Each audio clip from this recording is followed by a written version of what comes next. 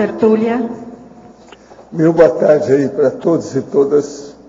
Hoje é dia 11 de novembro de 2012, domingo.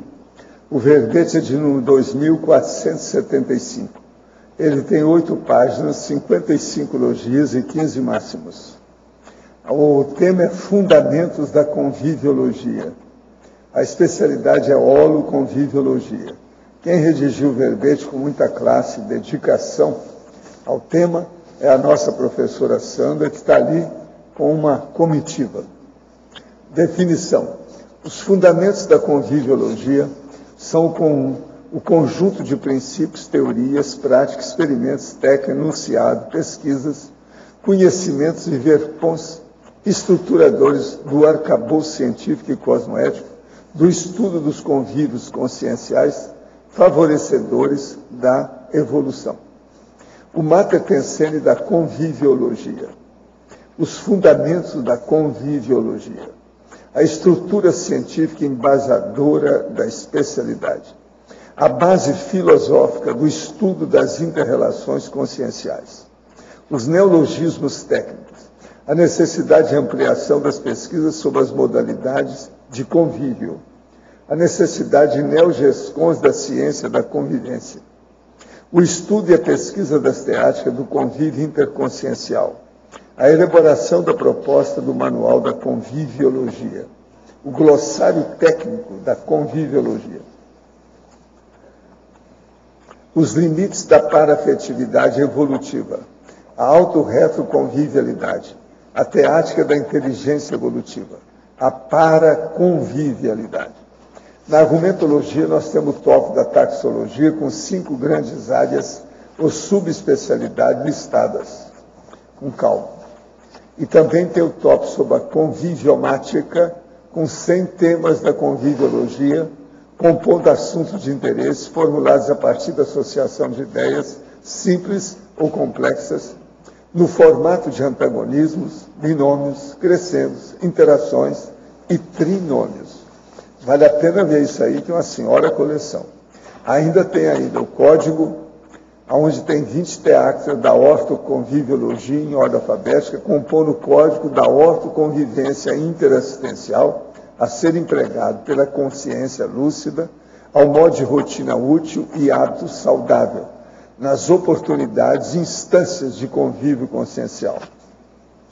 Agora, nós temos aí na remissão dos 15 verbetes, nós destacamos 5. Aglutinação interconsciencial, convivência humana, inconvivialidade, relação interconsciencial e senso de fraternidade. Frase enfática. Fundamentar a conviviologia de modo exaustivo, detalhista, tarístico, cosmoético e universalista amplia as chances e possibilidade da reeducação transformadora dos convívios evolutivos. Você já refletiu sobre os fundamentos do auto e hétero convívio? Quais ganhos evolutivos pode oferir ou retribuir? Nós lembramos aqui que a bibliografia específica tem 8 fontes bibliográficas selecionadas. Agora, a mega análise aí com João Paulo são 20 itens. Empatia, interlocução, interrelação, intercooperação, intercompreensão. Interassistencialidade, interconsciencialidade, autorretroconvivialidade, conviviopensenidade e coletividade. Grupalidade, afinidade, amizade, autoconvivência, coexistência. Convivioterapia, conviviograma, comunicologia, parasociologia e paradireitologia. O verbete hoje do dicionário é mega intelectologia, que foi pedido desde a minha tertúlia de manhã, desde ontem, e eu chamo a atenção aí para a pessoa ver no argumentário, que a gente tem uma divisão das personalidades aí que nos interessa. Agora, aqui, o questionamento. Tenho 24 anos e até hoje cometi muitos erros relacionados ao álcool e à promiscuidade. Tenho certeza que poderia ter dessomado facilmente em muitos momentos de inconsciência plena que tive. Até hoje recebi muito da vida, sem aparentemente ter feito nada para isso. O senhor acha que o fato de ainda não ter dessomado e ter recebido muita coisa sem motivo aparente é algum indicativo que teria proex? Está na cara, né? Preciso perguntar. Você, a gente já sabe que de vez em quando você escreve para cá. Agora, que tal se assumir as coisas mais sérias? Quais os cursos que você já fez na Conscienciologia? Isso vai te ajudar. Uma outra coisa também são os laboratórios, vão ajudar muito você para limpar essa vida. Como você é moça, 24 anos você sabe, a pessoa ainda não tem nem o cérebro completo. Isso só acontece 2 anos depois. De modo que você tem umas atenuantes. Isso chama pecadões da mocidade, não é pecadinhos, pecadões da mocidade. Você vai superar isso tudo, vamos em frente. Olha bem o que você vai fazer. Mesmo antes de conhecer a Conscienciologia, já realizava algumas atividades assistenciais na área tecnológica, principalmente para as pessoas da terceira idade. Já tem algum tempo que deixei essa atividade, porém, tenho pensado em retomar e recebido alguns insights. Agora quero ampliar para atingir maior número de idosos. Gostaria de adotar esse empreendimento, os princípios da Conscienciologia. Existe alguma IC que pudesse me orientar? Escuta, você tem aí os telefones aí da turma? Seria bom falar. São os idosos. Então você já viu, né? Ele quer saber se tem alguém da Conscienciologia que pode ajudar. Agora seria bom, né? A longevitar, esse ponto de ressomatologia, mas principalmente a longevitar. Ela daqui a pouco vai trazer. Você fica de escuta aí, stand-by que ela já vem. Outra aqui. A movimentação de energias, o EV, é capaz de afastar qualquer assediador? Depende de quem movimenta as energias. Porque tudo depende do emissor da energia. Tá certo? Agora, a vontade é a maior força que a pessoa tem, o maior poder que a pessoa tem. Depois da intenção, o processo todo básico mesmo é a vontade. Sou inexperiente e tenho dúvida quanto a uma projeção lúcida na qual fui levada a outro planeta, guiada por amparadora, para realizar assistência a uma consciência terrestre projetada com características bélicas. Gostaria de compreender qual o valor de minha experiência humana na assistência projetiva à consciência extraterrestre. Por que eu? Quais os traços de força que devo desenvolver para alcançar melhor resultado nesse tipo de assistência? Olha, isso aí diz respeito ao seu processo possivelmente bélico de vidas anteriores. Então é um problema de afinidade. Então vamos com calma com isso. Só porque a pessoa está ajudando a outra consciência em circunstâncias assim diferentes, não quer dizer que ela seja fora de série, não. Isso quer dizer que ela está enrolada com aquele povo que ela está assistindo. Agora, no seu caso aí, seria bom você desenvolver mais os processos do EV, arco voltaico, entrar nessa situação seriamente e melhorar também um pouco o processo da anti-irritabilidade. No seu caso, isso é muito importante. Eu não estou falando que você é irritável, não é isso. Mas é você melhorar isso aí para acabar com os conflitos. Afinal de contas, você mora na Colômbia, aí é bom ter o processo, fazer um holopensê mais adequado. Professor, gostaria de saber por que fotografias são consideradas bagulhos energéticos. Seriam todos os tipos de fotografia? Não, aquelas que não prestam, né? Por exemplo, de peladonas da vida, de pornô, aquilo que em inglês chama porn. Tem muita coisa besta nisso aí. Fotografia de bons momentos da nossa vida que guardamos são bagulhos energéticos? Não, pergunta para você e sua família. Fotografia de belas paisagens sem pessoas também seriam? Não. Só tem isso aqui. Vamos fazer uma hipótese. Vamos levantar uma hipótese aqui. Você foi casado. Então, acabou e se tornou viúvo porque a sua mulher morreu. Então, o que é que se passa? Você arranja um outro casamento. Você conserva tudo aquilo da mulher anterior, com as coisas todas, e deixa os quadros, retratos, tudo na frente da outra? Isso é uma disfarçatez perante o outro. Então, muita coisa daquela viúva, que você ficou viúvo dela, aquilo virou bagulho energético perante a nova esposa. Estou te dando só um exemplo pequenininho, para não criar problema, nem rusga na família. Isso é para começar o serviço. Agora, outra coisa.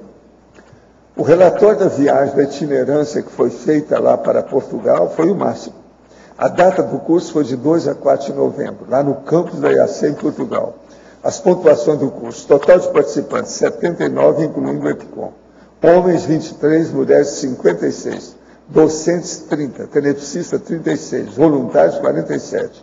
Idioma do curso, espanhol. Tradução simultânea para inglês e português. Países representados, são 11 ao todo. Vocês têm uma ideia. Procedência dos participantes, 7 lugares diferentes, 7 países diferentes. Instituições conscienciocêntricas, tinha 5 representando lá. Equipe intrafísica do curso, tinha EPICOM e tinha um coordenador da turma e 13 professores. Então, o máximo isso aqui. Agora, gente, isso em Portugal já é muita coisa. 79 participantes, isso não é fácil. Isso aqui é fora de série, está batendo recorde. Agora, outra coisa. Eu quero chamar a atenção para vocês que a IEC convida a todos para o lançamento da pedra fundamental do Hotel Providencial. O horário hoje é às 6h30 da tarde, 18h30. O local é Rua da Cosmoética, entre o CAEC e o condomínio Cosmoética. Vocês sabem que às 6 horas, eu estarei lá para ver o que acontece. Vão ver o lançamento dessa pedra fundamental lá do hotel. Agora, outra coisa que eu queria falar para vocês. Um livro fora de série, do Luiz Mineiro. O livro é em inglês e uma das grandes editoras dos Estados Unidos, que é a Lulling, como eles chamam. Agora, veja, Desmistificando the Out of the Body Experience. Quer dizer, desmistificando a projeção, do jeito que o povo fala, a experiência fora do corpo. Agora, ó, o livro está o máximo. Ele tem 360 e tantas páginas, muito bem ilustrado, tem uma porção de indicações pedagógicas no livro. O livro é o seguinte, se alguém quiser ver, eu deixo, mas agora é bom colocar um babador, senão vai molhar o livro. Tá certo? Está o máximo esse livro. Vale a pena. Agora, outra coisa nova, primeira vez na vida. Mas eu preciso de ver se o povo já chegou. Onde é que está? Ah, chegou. Então, hein? Ah, então eu vou esperar. Então tá. Vê se é ele. É ele? É, já chegou. Mas olha, um negócio novo para nós. Vocês sabem que nós temos muitas empresas conscienciológicas, né? Não sabe? Empresas conscienciocêntricas, empresa conscienciológica. Agora, pela primeira vez, uma empresa nossa da conscienciologia ganhou 2 medalhas, uma de ouro e outra de prata, internacional. O que vocês acham dessa? Cadê aquele babadouro que eu falei? É bom que vocês colocarem. Entendeu? Agora, ó, de prata, está aqui, e de ouro, está aqui. Gente, isso tudo é fora de série. Agora, o processo é lá no Espírito Santo, a segunda-feira de inovações rurais, categoria sustentabilidade ambiental, Vitória, outubro de 2012. Habitir, que é o nome. Agora, as duas, impressionante isso aqui o problema. Agora, o que se passa? Isso tudo foi a Sol Pedras que ganhou. Agora, eles são ainda um pouco assim, jejunos, porque nem eles estavam sabendo que iam ganhar. Eles não entraram para ganhar nenhum troféu, nenhum nada. Agora, explica aí bem como é que é a situação, esses capiaus nossos, lá do Espírito Santo. Quer que conte a vergonha também, tudo?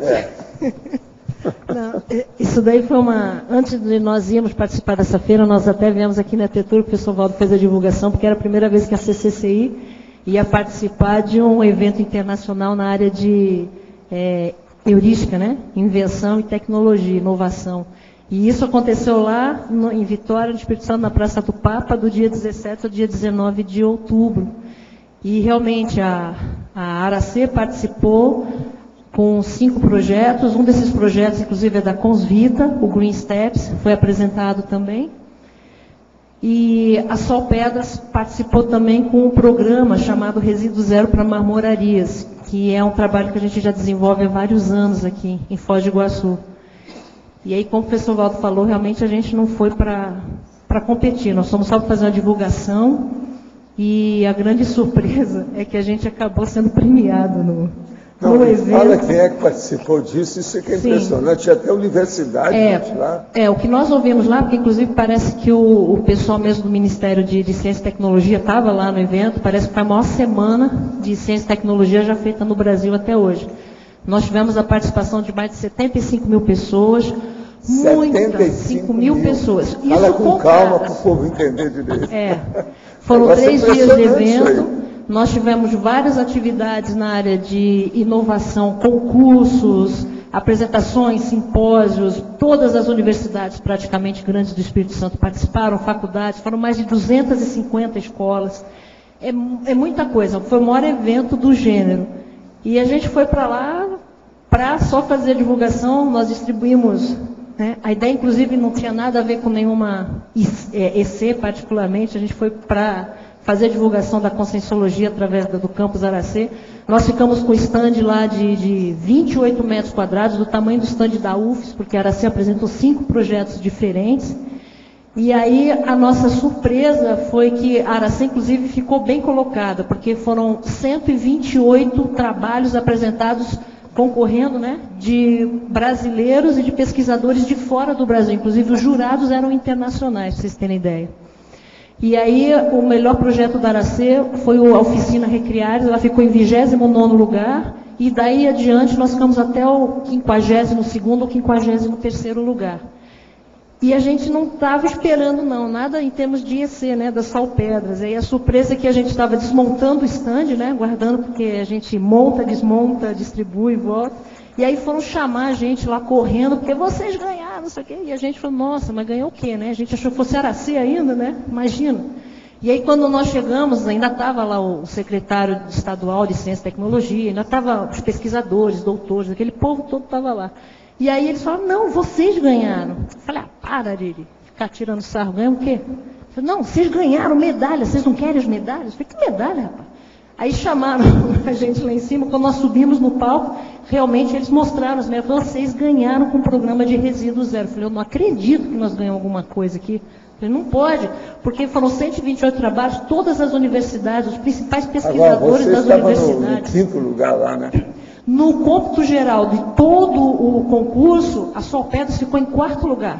De 128, mas nós batemos universidades, faculdades. O pessoal diz assim, vocês não têm ideia do que vocês ganharam.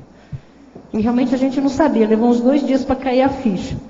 E aí nós ganhamos medalha de ouro na categoria de infraestrutura e ganhamos medalha de prata na categoria de sustentabilidade ambiental, pelo trabalho de reciclagem. Agora, o mais irônico é que é uma empresa de Foz do Iguaçu, que é pequena, ela saiu daqui com um programa para chegar a resíduo zero, levou lá para o Espírito Santo, que é o Estado Nacional de Rochas Ornamentais, quer dizer, eles são os professores, ou deveriam ser os professores, e sai uma empresa pequenininha daqui, vai para lá e ganha medalha de ouro e de prata nisso, quer dizer, nunca tinha se visto algo assim parecido, e é uma feira internacional. Então, foi um prêmio assim, para a CCCI, muito bacana. É a primeira vez, acho que uma empresa da CCCI. É a primeira vez que a CCCI tem qualquer coisa nesse sentido. Até porque a gente não tinha nem pretensão para nada disso, nem estava esperando, né? Mas aquilo que eu te falei, para mim isso é coisa do Lloyd. Vamos dar umas palmadas para esses dois, que vocês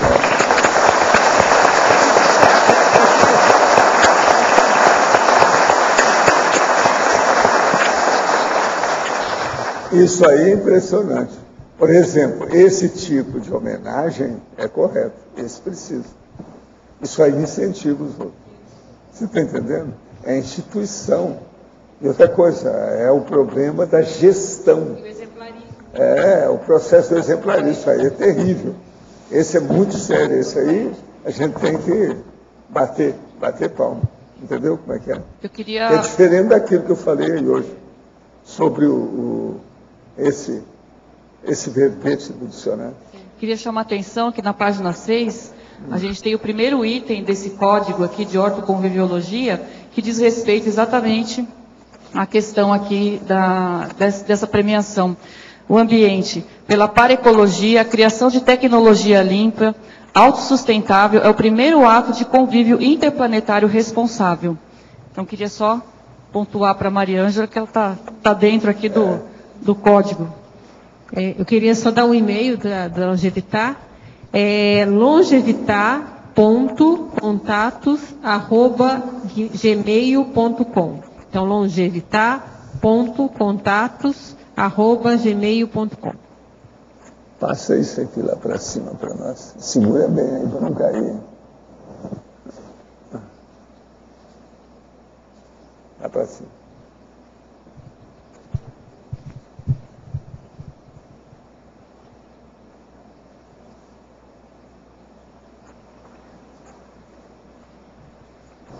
Sandra, Olá.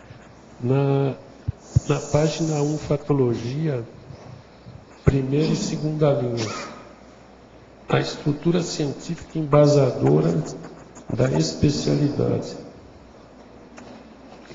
Da especialidade da conviviologia, né? Então, aqui, isso aqui praticamente é um sinônimo, né, do próprio verbete, Arlindo. Então, tudo que tem a respeito da conviviologia, muita coisa que já está escrita, né? A ideia é que isso seja feito um apanhado, né, de tudo que já foi escrito e que comece a fazer uma estrutura mais, assim, organizada, né, dentro dessa questão científica. Então, a especialidade precisa de ter um arcabouço, né, de teorias, de premissas, de técnicas, para que ela possa se sustentar. Então, muita coisa que já foi escrito dentro da conscienciologia a respeito da conviviologia, a ideia é reunir todo esse material para fortalecer a especialidade da conviviologia. E a estrutura científica é justamente isso, são todos as teorias, as premissas, as técnicas, né, tudo que já foi escrito e ainda vai ser escrito, né, dentro da especialidade da conviviologia. E na própria fatologia, a sexta linha de cima para baixo, as crises de crescimento grupal provocadas pelo estudo teático da conviviologia. Então, Arlindo, foi bom você perguntar isso, que assim, eu faço parte do Colégio Invisível da Conviviologia, né? Inclusive está aqui os componentes, né? A Márcia Moreira e a Denise Tornieri. A Mariana Nieto deve estar nos assistindo, ela não pôde vir, que ela agora em Buenos Aires, na Argentina, ela teve uma questão de trabalho. Mas a gente se reúne todo domingo, né, num hall, numa reunião online, para discutir temas sobre a conviviologia. Só que o que a gente percebe, o primeiro tema que a gente percebe nesses debates é com a gente mesmo, né? Então, todas nós, eu acredito, né, que não só eu, como o grupo, se depois quiser falar, passamos por crises de crescimento nesse sentido. Então, não dá para você só estudar um assunto teoricamente. Aquilo resvala em você, e se você não tem coerência naquilo, mais uma vez você entra naqueles conflitos, né? E isso, na verdade, cria um crescimento, né?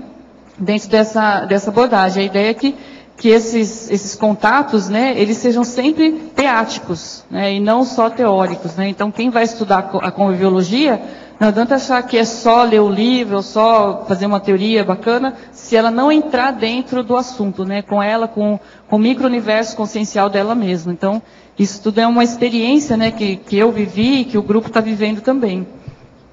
É isso? Tá, obrigado. De nada. Sandra, aqui. Pode falar. Tecnologia, gostaria que você aprofundasse essas duas técnicas aqui. A técnica da jardinagem aplicada à fitoconvivialidade e a técnica do sociodrama. Então, a técnica da jardinagem é assim, a pessoa, ela deve lembrar que ela tem o seu aneagossoma, né, em primeiro lugar, e vai atuar com a fitoenergia daquelas plantas do jardim onde ela está. Então, é uma autoconscientização dela com a fitoenergia ou aquelas plantas todas, né. É interessante que, assim, a pessoa também não tem como só ficar na teoria. Essa parte da técnica da jardinagem, ela tem que pôr a mão na massa mesmo. Então, tem que pegar o ideal. Qual que é a dica, né? compra lá um kitzinho de jardinagem, né, que vende na Tramontina, tem outras marcas aí, que tem todas as ferramentas, tem um avental para você não se sujar, tem as luvinhas, quer dizer, tem tudo para você pôr a mão na terra, né, não é na massa, né, e você sentir ali o que é essa energia. E a gente, com a experiência, né, a gente percebe também que começa a haver uma expansão maior das suas energias e das suas fitoenergias, ou energia da fitoectoplasmia. Então, une a sua energia, né, do seu energossoma, com a energia da planta, e aquilo potencializa, né? E até uma ideia, né, se a pessoa quiser experimentar, lidar com isso durante uma semana, antes de fazer um acoplamentário, por exemplo, para ver o que acontece. Isso foi uma experiência que eu fiz e tive uma repercussão interessante, porque ninguém sabia no acoplamentário que eu tinha lidado com plantas assim, de modo mais exaustivo naquela semana. E quando eu sentei ali, né, para fazer a clarividência, né, com o Epicom, o retorno imediato do grupo foi, eu vi muita planta, eu vi energia de planta, só tinha planta. Então, quer dizer, você acaba se conectando mesmo com esse universo, né, das fitoenergias. É uma ideia, né, para você. A outra é aquela técnica que o professor Valdo também dá a dica, né, que tem a ver até com o verbete que o Roberto Laime apresentou, que é da botânica atrativa. É você colocar um vaso ou um canteiro sem nada, né, só com terra, e você começar a aguar aquilo ali, ou adubar, e ver o que vai sair, né? Quais são as plantas que têm relação com você? Então, aquilo é a fitoconvivialidade, é você com as plantas também. Também é uma forma de você ver. E o tipo de planta que nasce ali, são categorias específicas, às vezes, diferentes, exóticas, que são interessantes de você ver que você tem relação com aquilo, né? Eu também já fiz essa experiência, é interessante. E às vezes aparece planta que você nunca viu. Da onde que ela surgiu, né? Que planta que é aquela, né? Então, é bem interessante essa experiência. E a outra que você perguntou é a técnica do sociograma. Então, essa técnica do sociograma é uma técnica de um psicólogo, né? Que é o Moreno. E tem o sociodrama, né, que é você fazer todo aquele teatro, né, de você ver as personalidades que estão no seu grupo, e a partir daí você medir quem são essas pessoas, né? Então você faz ao mesmo tempo um sociodrama e um sociograma, né, daquele conjunto de personalidades que você convive, né? Então você pode fazer, por exemplo, da sua família, do seu grupo de trabalho, das pessoas que você convive, e fazer assim uma espécie de perfil, né, dessas pessoas que estão ali onde você convive. Então é uma técnica, né, de você identificar o perfil, o padrão daquelas pessoas. Tá? Sandra, você pode falar um pouquinho mais sobre esse estudo dos retroconvívios? Qual que patologia? Na página 1. E qual que é a linha? A última. A última. Estudo da convivência interassistencial? Não. Estudo dos retroconvívios. Esse estudo dos retroconvívios é justamente você, a partir de alguma experiência que você tenha de retrocognições, você analisar como que eram as suas convivências com aquelas personalidades do passado. Então, para isso, em primeiro lugar, precisa ter a experiência, né, da retrocognição. E aí você começar a analisar como que era o relacionamento, se você tem dentro dessa retrocognição, algum indicador de quem que você foi naquele, vamos dizer assim, naquele núcleo, né, social, a família, ou a mãe, ou o filho, ou o irmão, como que você atuou ali. Então, é o estudo desses retroconvívios. Qual foi seu papel naquele ambiente que você viveu no passado, né, numa vida passada. A verbetógrafa. Na fatologia, página 1, 15ª linha. Poderia nos explicar mais sobre a hipótese do convívio evolutivo ampliar os atributos conscienciais? Olha, essa hipótese eu criei com base muito no que o próprio professor Valdo vem falando para a gente aqui, das vidas sucessivas, né, de personalidades que já tiveram, por exemplo, escolhas de estarem numa vida pública de caso pensado, justamente para aproveitar essa vida e ampliar o rol dos seus atributos conscienciais. Então, assim, se uma personalidade faz isso, então pode ser que isso seja uma técnica, né, para que a pessoa possa evoluir mais rápido. Quanto maior o número de contatos que você tenha, mais você tem que criar atributos mentais somáticos ou de comportamentais para saber lidar com essas pessoas, porque cada pessoa é de um modo diferente. Então a consciência é poliédrica, então para cada personalidade você também tem que saber lidar, criar um modo, uma estratégia diferente, uma abordagem, e isso faz o quê? Desenvolver os seus atributos mentais somáticos. A sua memória, a associação de ideias, o juízo crítico, né? Tudo isso pode favorecer essa quantidade de pessoas. Então, assim, com essa hipótese, a gente começa a tirar a seguinte conclusão. Ninguém, com aquela ideia do professor Valdo também, né, que ninguém evolui sozinho, né? Então, se a pessoa quer evoluir mais rápido, quanto mais pessoas ela tiver contato nessa vida, mais rápido ela vai evoluir.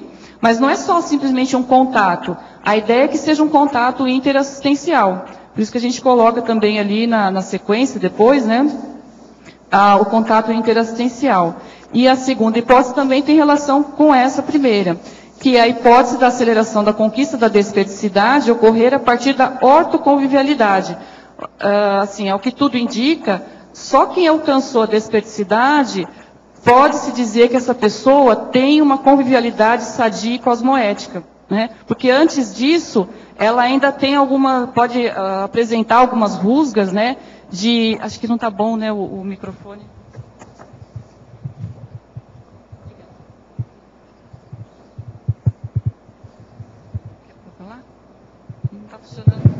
Alô. Ela pode apresentar algumas rusgas de convívio entre as pessoas. Então, na medida que ela vai fazendo o autodesassédio, ela também vai tratando melhor as pessoas e criando essa ortoconvivialidade. E a tendência é ela se tornar também mais rapidamente um ser desperto, né? Essa é uma hipótese. Ainda em fatologia, 16ª e 17ª linhas, a hipótese da aceleração da conquista da dispersidade ocorrer a partir da ortoconvivialidade. Poderia explicar o que você está falando, mas é o que a gente está falando, né? Então, assim, na medida que você aumenta a quantidade de pessoas que você está convivendo, não adianta você só aumentar a quantidade, mas também tem que aumentar a qualidade desses convívios, né? E você pensar o seguinte, cada pessoa, cada consciência que está na sua frente, ela representa quantas consciências? E mesmo ela sendo uma consciência, ela representa quantas outras consciências daquele grupo karma? É começar a pensar na pluralidade daquela consciência ou daquela consciência que está na sua frente e o quanto que a sua assistência, o quanto que a sua abordagem pode ajudar, às vezes, centenas de pessoas, não uma só, a partir do seu modo mais técnico e fazer através de uma análise, alguma coisa nesse sentido. E aí vem a possibilidade de você conseguir, ampliando isso, chegar na ortoconvivialidade, você já está no caminho mais próximo da desperticidade. Essa que seria a hipótese, né? Em pleno século XXI, por que temos ainda tantas dificuldades e arranca-rabos em termos convivenciais? Quando aprenderemos e nos reeducaremos, enfim? Uma opinião que eu tenho é que assim, a nossa sociedade, né, a nossa dimensão física, ela evoluiu muito por fora, ou seja, os objetos, a tecnologia, as formas de você utilizar, o consumo, tudo isso evoluiu muito rápido, mas não acompanhou ao mesmo tempo a evolução da própria consciência no sentido dos intercâmbios conscienciais. Então isso acabou ficando para trás. Então, aqueles mesmos problemas que a gente vê há 50, 60 anos atrás, que a gente vê teorias falando sobre o assunto, as teorias voltam com outros nomes para tentar resolver problemas de comportamento, problemas sociais e psicológicos, porque aquilo ainda não foi colocado em prática pelas pessoas. Então, ainda tem muita teoria sobre o assunto, mas as pessoas ainda não estão conseguindo colocar na prática. Mas é uma decisão pessoal. A reeducação parte da própria pessoa. Não tem como ela culpar o governo ou culpar outras pessoas. Tem que partir dela mesma, né? Então, acho que isso é a partir daí. Diariamente, há algumas semanas, tenho pressão no chakra nucal, demonstrando, claro, assédio. Quando faço algo que tem mais atenção, em uma atividade física, não sinto. Mas sem atividades mentais somáticas, em atividades mentais somáticas, reflexivas e que envolvam a decisão, ele volta e persiste, gerando dificuldade em desenvolver tarefas que exijam pensamentos. Tenho ficado muito mal com isso, inclusive abalando meu humor. Instalo o EV diversas vezes ao dia, exteriorizo e nesse momento muitas vezes diminui, mas depois de um tempo volta. Nunca passei por uma situação dessas antes e estou meio desorientado com o que fazer. Estou em um momento de decisões e ações importantes, onde inclusive algumas delas são referentes a recém que tenho feito. Que pode comentar a respeito, que me ajude no entendimento e superação desse gargalo. Não, porque você está querendo mudar, agora os assediadores fizeram então o cerco, você está em estado de sítio. Eu vou colocar aí e na minha TENEPS aí, vamos trabalhar com você. Até onde deve ir a liberdade aos animais domésticos na zooconvivialidade doméstica? Liberdade para os animais. Ontem nós estamos no curso, né? Hoje é o último dia do curso, Fundamentos da Conviviologia. E ontem os professores Roberto Laime e Roberto Kunz, principalmente o professor Roberto Kunz, que é o veterinário, ele abordou exatamente essa temática, né? E o que ele nos orientou ali, o que é uma questão que a gente percebe, é que deve haver limites de acordo com a ética, de acordo com a higiene, de acordo com a educação, assim como existe para as pessoas, também para os animais. Então, aquela pessoa, às vezes ela está acostumada a cuidar de uma criança, né? Foi até dado o exemplo, ela não deixa a criança que pisou na terra pisar na cama, mas ela deixa o gato subir na cama depois de ter andado na terra. Então, quer dizer, que a liberdade de um tem que ser igual à outra, né? Na verdade, você vai limitar, porque o animal não tem, se deixar, ele faz o que ele quiser. Então, o limite é o dono que dá. Então, ele tem que educar, né? Educar. O que eu acho mais difícil a reação positiva da afetividade do pet e aquela conquista que esse pet faz à pessoa da casa. Então a pessoa tem que ter muito equilíbrio com isso, para ser fraterna com todos eles. Por exemplo, entre gatos, eu sempre tenho esse problema. Às vezes tenho todos os gatos que às vezes querem ficar comigo, mas tem uma que é mais afetuosa. Há uma tendência de enrolar você. Você está entendendo como é que é? Então, isso aí é que eu acho das coisas mais sérias que tem para conviver com as pets. Lá em casa, por exemplo, tem essa gatinha pretinha, escura, que eu já chamei de princesa africana. Ela é fora de série em matéria de afetividade. E outra coisa, ela é daquelas tais que enrola toda e vira uma bola, sabe? Não é todo gato que é assim. É de um charme impressionante a gatinha. Você só vê o olho nela, o resto é tudo aquela mancha preta em qualquer lugar. Mas ela conquista. Ela seduz, né? A sedução total. Agora, geralmente as gatinhas é que são assim. Então isso aí que eu acho que é um dos problemas maiores que tem nisso aí. Sobre liberdade de animais. A gente tem que ser equânime. É o negócio que está falando aí de manhã sobre equidade. Equidade.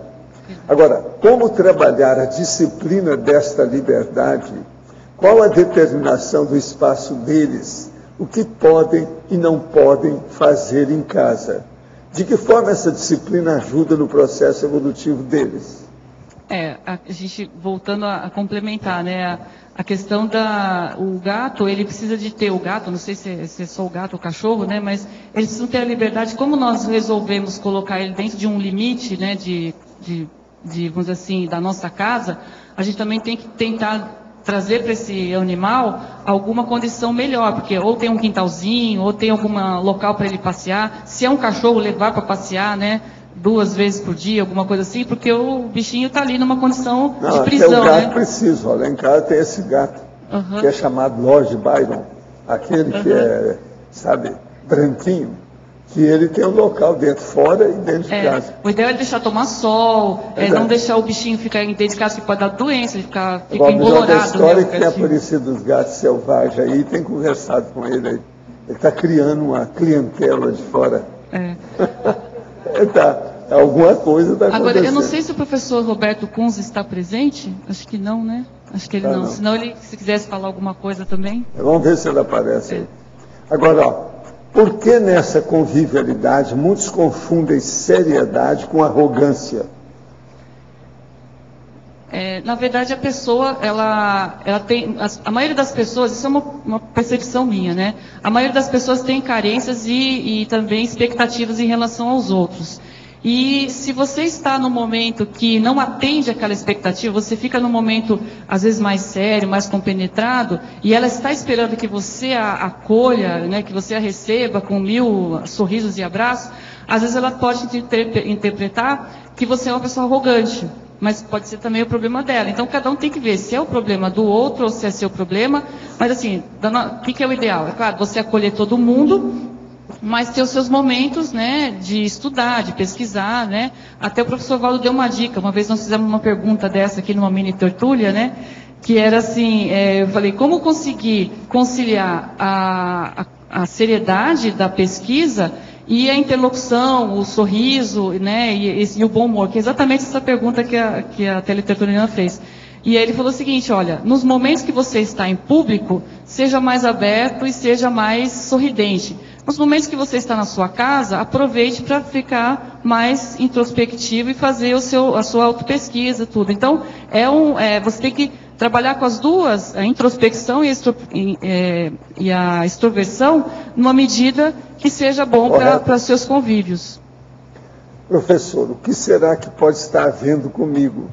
Não tem prazer em nada. Enquanto muitos se matam por carro, casa, dinheiro, estou totalmente indiferente a isso. Sinto um vazio dentro de mim, como se nada fizesse sentido, como se tudo fosse uma ilusão. Vejo pessoas rindo em churrascos e festas, e eu fico como observando, achando tudo, como observador, achando tudo uma perfídia total. Será que tem algum problema? Você tem muito mais do que um problema, né?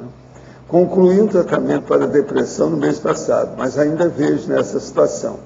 Parece que meu coração foi arrancado do peito. Fácil é ver, leio os livros da Conscienciologia e mesmo assim nada muda.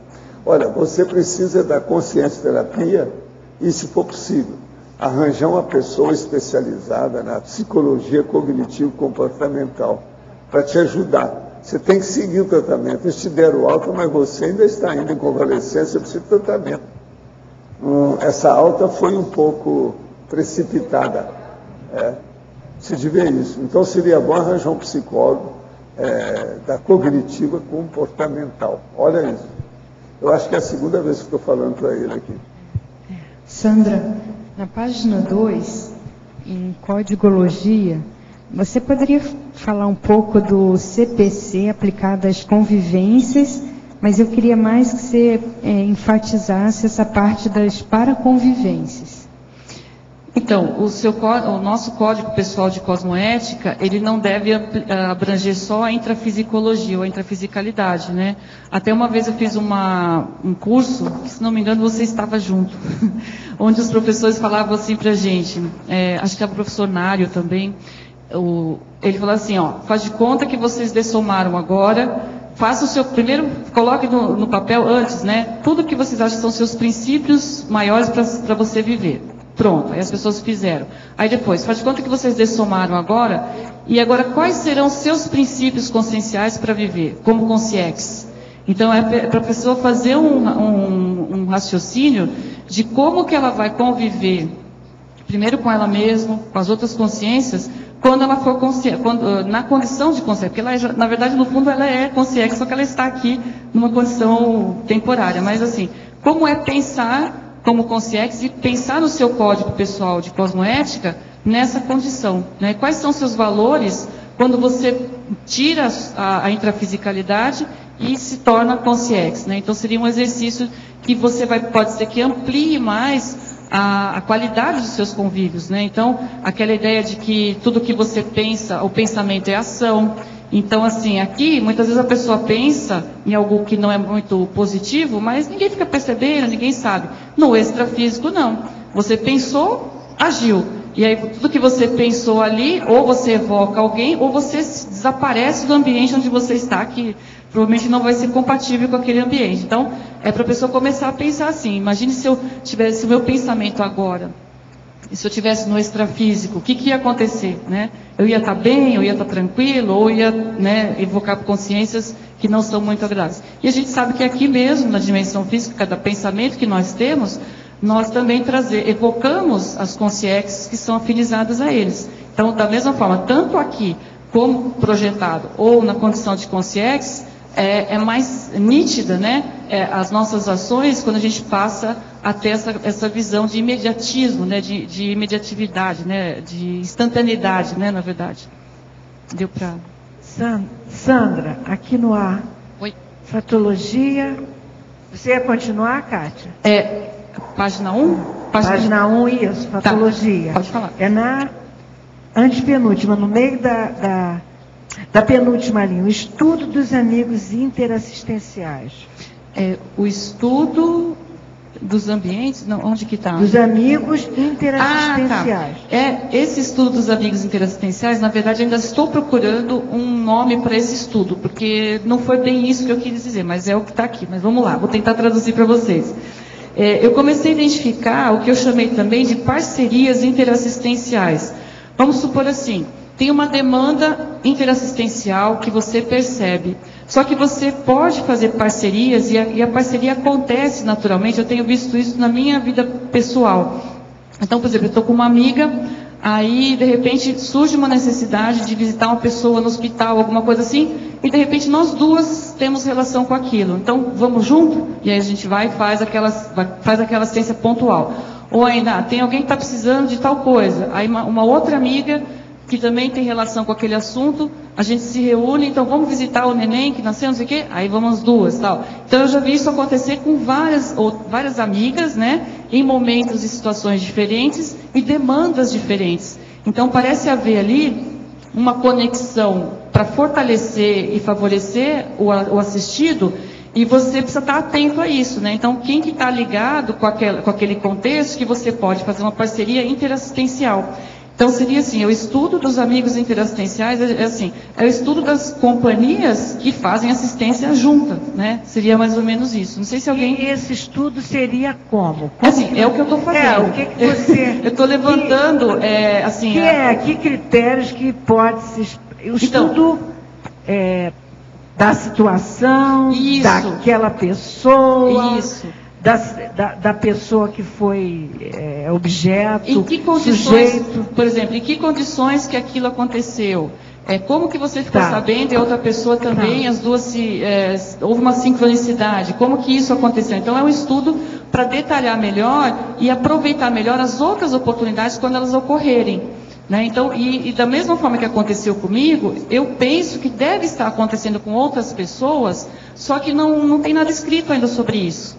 Então, acho que seria uma forma da gente fazer uma pesquisa, ver, por exemplo, eu tenho curiosidade depois de fazer uma pesquisa e verificar se outras pessoas já passaram por essa situação, né, de fazer uma parceria interassistencial para atender, não pode ser uma ou duas ou três, né, mas no mínimo duas pessoas, para atender uma demanda interassistencial específica, né. Talvez a maioria dessas situações devam ser efetivamente em pequenos grupos. Sim, você não acha? Pequenos grupos, exatamente. Pequenos grupos. Tem um pouco a relação com aquela rede interassistencial que a professora Malo propõe, só que ela é de forma espontânea, né? Não é uma coisa assim institucionalizada, é uma coisa que acontece de modo natural. Tá, muito obrigada. Sandra, a Rosa, página 6, gostaria que você comentasse o número 8 do código e o número 16. Tá. Então, o número 8 é a fitoconvivência. No âmbito da fitoconviviologia, o plantio e o cultivo de plantas é o primeiro ato de convívio retributivo à flora.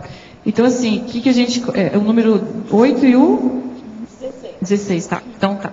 A gente colocou também na zooconviviologia mais ou menos esse mesmo pensamento, né? Então, ó, sob a ótica da zooconviviologia, adoção e cuidados com animais e estimação é o primeiro ato de convívio retributivo à fauna. Então, a nossa retribuição à fauna e à flora. A fauna, porque a gente está recebendo, né, o oxigênio, as plantas ajudam muito em todo esse processo.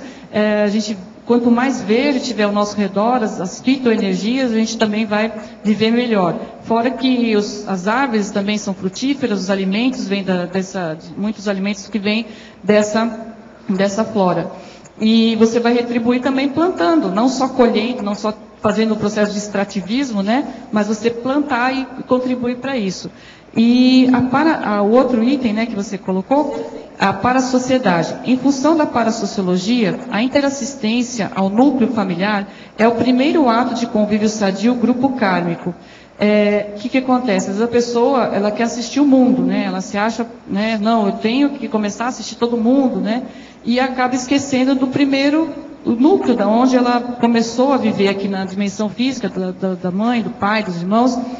Então esse seria o primeiro passo, né? Depois do ego karma, ela enxergar um grupo karma mais nuclear, onde ela também seria o primeiro ato de retribuição ou de assistência para essa condição. E por que para a sociedade?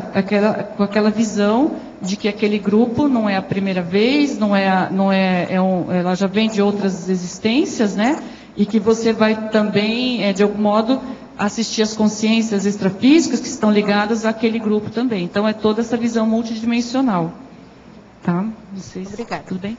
Sandra, na codicologia, na página 2, o último item, o código de etiqueta social. Como que funciona esse código? Olha, o código de etiqueta social são esses códigos que a própria sociedade já criou. Tem livros, né, sobre os livros de etiqueta, são as formas educadas de você se compor numa sociedade. Então, assim, você pode enxergar o que já existe, porque do meu ponto de vista, mesmo os códigos não estando sendo escritos, eles existem, eles são íncitos, né? Então, você entender como que funciona qual que é o código de etiqueta daquele grupo, né?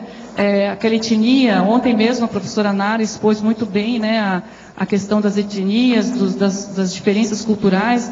Então, para um grupo, né, para os japoneses, a questão é uma, para o Paraguai é outra. Então, quer dizer, cada pessoa tem um código de ética, e aquilo para ela é aceito, é viável, é positivo, e para outra não é. Então, a gente também tem que saber permear esses códigos sociais, né, de acordo com a cultura de cada país e respeitando, né, esses códigos, desde que sejam cosmoéticos, né. É mais uma questão. Se limita, então, no intrafísico. Sim, na verdade, assim, tudo que está aqui vale a pena a gente pensar, não só no intrafísico, até a nossa a exemplologia, a gente enfatiza essa questão, que é um diferencial. Que se você for estudar conviviologia, assim, de modo geral, por exemplo, tem um autor lá, se você for ver na bibliografia, que cunhou o termo conviviologia, escreveu um livro sobre isso. Só que ele não fala sobre a questão multidimensional. Então, o diferencial da conviviologia dentro de uma especialidade da conscienciologia é justamente esse. Então, aqui na exemplologia, na página 3, a gente tem aqui, ó, mini fundamentos da conviviologia. O conjunto de princípios considerando somente as interrelações conscienciais intrafísicas. E max fundamentos da conviviologia. O conjunto de princípios considerando as interrelações conscienciais interdimensionais e multiexistenciais. Então não dá para a gente pensar nas nossas relações somente na dimensão física. A gente está sempre fazendo essas conexões multidimensionais. Esse que é o diferencial da conviviologia, né? Sim. Tudo bem? Tudo bem. Em efeitologia também, quer fazer mais uma pergunta? Pode falar. Na página 2 mesmo, é o efeito das retroconvívios da atual existência. O que acontece aqui, da mesma forma, você tem os efeitos dos retroconvívios de existências passadas e você tem os efeitos dos retroconvívios dessa existência, né? Então, quem já está, vamos dizer assim, numa idade, né, que já pode se autoavaliar, que seja, né, que já tem lucidez quanto a isso, já pode fazer uma retrospectiva de todos os convívios que teve até hoje. E como que ela lidou com isso? Quais são os efeitos dessas convivências do passado, ainda na sua holomemória, no seu padrão pensênico? Tem alguma coisa que ficou para debaixo do tapete, né, que você não gosta de falar, algum contato que você não fez alguma reconciliação? Então, isso tudo são coisas para você analisar, os efeitos positivos e negativos dos retroconvívios. Qual seria o ideal? Uma técnica para você? Fazer uma retrospectiva, fazer uma técnica de autorreflexão de 5 horas, por exemplo, e colocar na sua tela mental, revisitar todos os seus convívios, né? Pessoas que você teve contato com mais tempo, como que você as tratou e como que você foi tratado e qual foi o saldo dessa condição de convívio nessa vida, né? Porque às vezes a pessoa fica pensando muito em vidas passadas, sim, mas muitas pessoas já passaram por nós nessa vida, né? Então é nesse sentido. Ok, obrigado. Okay? Professor, em 23 de setembro de 2012, iniciei minha PENEPS e estou satisfeito com os progressos observados. Desde o início de outubro, tenho sentido um aroma diferente por alguns minutos durante a PENEPS. Na primeira vez, tive a intuição da palavra cardamomo, que é uma semente de origem indiana, que eu inclusive lembro de haver provado com café por 1 ou 2 vezes, mas não recordo do sabor nem do aroma. Será que o amparador deseja comunicar algo? Procurei pesquisar e vi que a semente tem efeito digestivo, antisséptico, diurético, laxante, expectorante. Olha, o caso aí é o seguinte, você está muito recente, né? Você está com 1 mês de PENEPS. Então eles estão tentando, eu acho que ajustar o seu corpo, você, as energias, para você melhorar na prática da PENEPS. Anota tudo isso e fica de olho. Agora, os primeiros 6 meses pode acontecer muita coisa. Agora, se você está sentindo muito o processo, o efeito, que é a olorização, guarda isso seriamente e anota para ver se você é ectoplasta. Isso aí vai te ajudar na PENEPS. A verbetógrafa. Poderia explicar em binomiologia, página 2, segunda linha. O binômio, primeira impressão, mater pensene. Esse binômio tem a ver com as nossas parapercepções em relação ao outro, né? Então, quando nós nos deparamos com uma pessoa pela primeira vez, aquela primeira impressão pode traduzir o mater pensene daquela pessoa. Então, se a gente estiver bem, lúcido para isso, nós vamos começar a detectar essas condições, quer dizer, qual que é o ambiente consciencial que aquela consciência ela promove com a presença dela, né? Então, principalmente se você encontra ela sozinha, claro, se ela entra no grupo também, você tem uma parapercepção, uma acuidade nas suas percepções, você também vai ter alguma impressão com aquilo, e às vezes aquilo que tem relação com o mater pensene da pessoa, ou positivo ou negativo. Agora, em conviviomática, página 4, item 21. Binômio, afinidade evolutiva, amizade raríssima. Poderia explicar? Então, pelo que a gente tem visto, né, as nossas afinidades evolutivas, elas podem se transformar numa amizade raríssima, no sentido de que aquela consciência que nós temos afinidade, ela já está num nível evolutivo, às vezes mais avançado, e que aquilo para nós é precioso, né? E ela também nos traz, ela tem uma troca, né, nesses contatos, onde são sempre acolhedores, mas também sempre incentivadores, ou você tem sempre alguma coisa, são acrescentadores, então tanto da sua parte como da outra pessoa. Então, normalmente a pessoa, quanto mais afinidades evolutivas, ou seja, as ambições evolutivas que ela tem relação com a outra pessoa, e ela valoriza isso, né? Aquele amigo que é um amigo raro, né? Isso. Professor, a projeção lúcida aplicada na conscienciologia é a mesma utilizada na apometria? Olha, a napometria, o Lacerda colocou isso dentro do movimento espírita. O movimento espírita é uma seita. Então eles têm muitos rituais, uma porção de coisa muito dogmática do processo. É preciso ver como é que são as técnicas hoje, o que eles estão fazendo com isso. Agora, na conscienciologia, é só você pegar o tratado que nós escrevemos, que é projeciologia, você vai ver como é que funcionam as nossas técnicas. Professor, aqui no Rio de Janeiro, o IPC aplica o arco voltaico, como faz para receber? Vai lá, né? Se não está no Rio, vai lá e pergunta para a turma. Lá tem gente que entende disso. Vai numa palestra, vai lá na sede, conversa com eles. A verbetógrafo.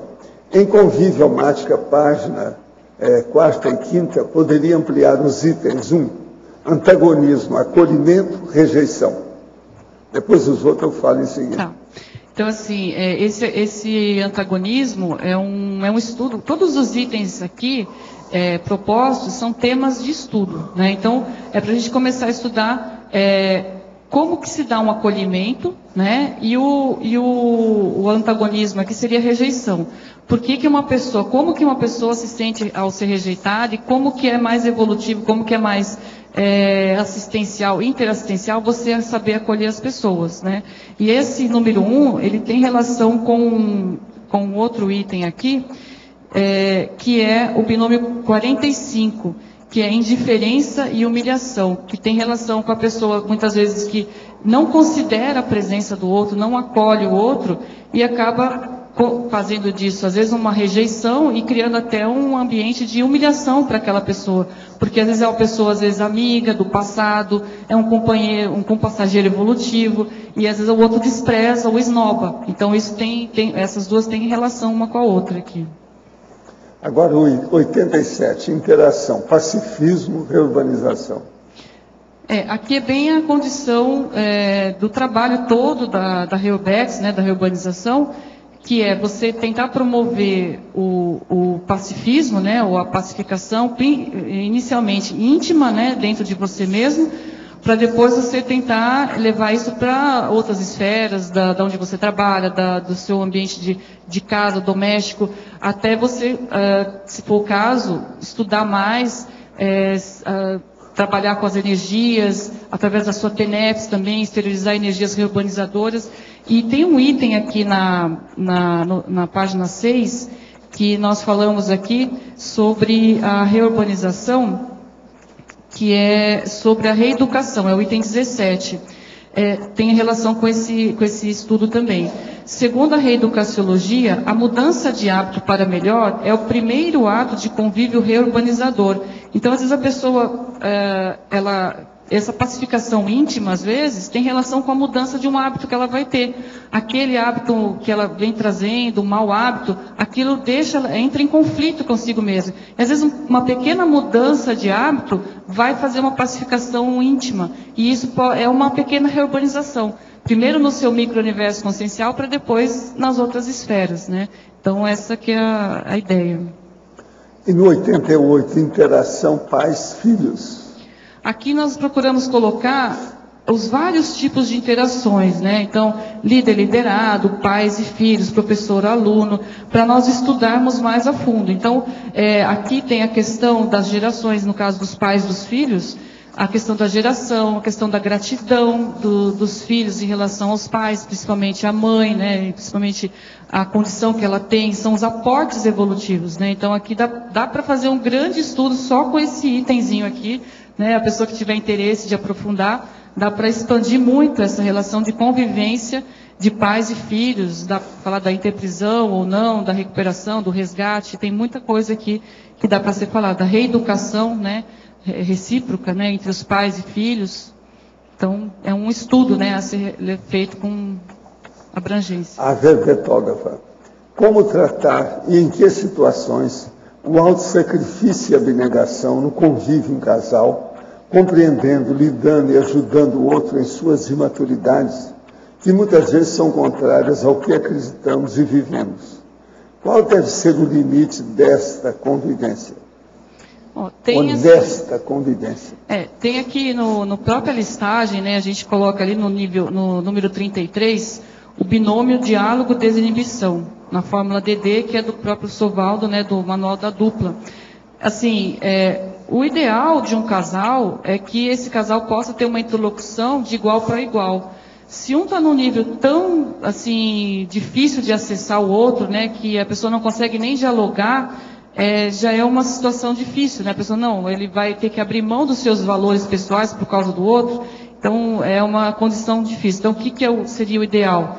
a Márcia até falou na aula dela ontem, né, Márcia? A questão da pessoa ter os seus posicionamentos, mostrar o que ela quer, quais são suas ambições evolutivas, se fortalecer nisso e a pessoa que toma a sua decisão. Ou ela acata isso, respeita, ou ela vai tomar outro rumo, né? Então, acho que é uma questão de tares também. Não adianta você fazer TACOM com a pessoa que está evoluindo do que você quer. Se é duplo evolutivo, se é um companheiro evolutivo, então não dá para fazer TACOM, né? Tem que ter o momento certo, a situação certa para tentar passar a sua forma de agir. E muito mais do seu exemplarismo, né? Como a professora Márcia falou ontem, mais parte do seu exemplarismo pessoal do que simplesmente ficar falando teorias ou falando técnicas assim por diante, né? Quer complementar alguma coisa, professora? Tá bom? Bom, então. Na página 6, no item 9, holomaturidade, você pode aprofundar um pouco, professora Sandra? Posso. O item 9, né? Em holomotorologia, valorizar e respeitar o nível evolutivo do outro é o primeiro ato de convívio maduro. Tem a ver com o que essa pergunta foi feita agora, né? Valorizar respeitar o nível evolutivo do outro, até para você falar, usar um vocabulário que a pessoa entenda na hora que você quer fazer um esclarecimento. A gente falou sobre isso também, né, ontem na aula. Às vezes você chega cheio de teorias, cheio de técnicas, e aquela pessoa está só querendo um bom dia, né? Ela está só querendo a sua atenção para ela dizer alguma coisa. Então, você não deu espaço, às vezes, para a pessoa te contar o dia dela, ou contar, por exemplo, que eu fui fazer a feira esse dia, às vezes ela pega uma coisa tão simples que ela tem um valor grande. Então, a gente não achar que só porque a gente tem os valores estratosféricos, né, de evoluir, que todo mundo tem que ter esse mesmo nível. Então, a pessoa valorizar as pequenas coisas também, valorizar os momentos, as vivências das pessoas, onde elas estão nessa condição atual. Ok?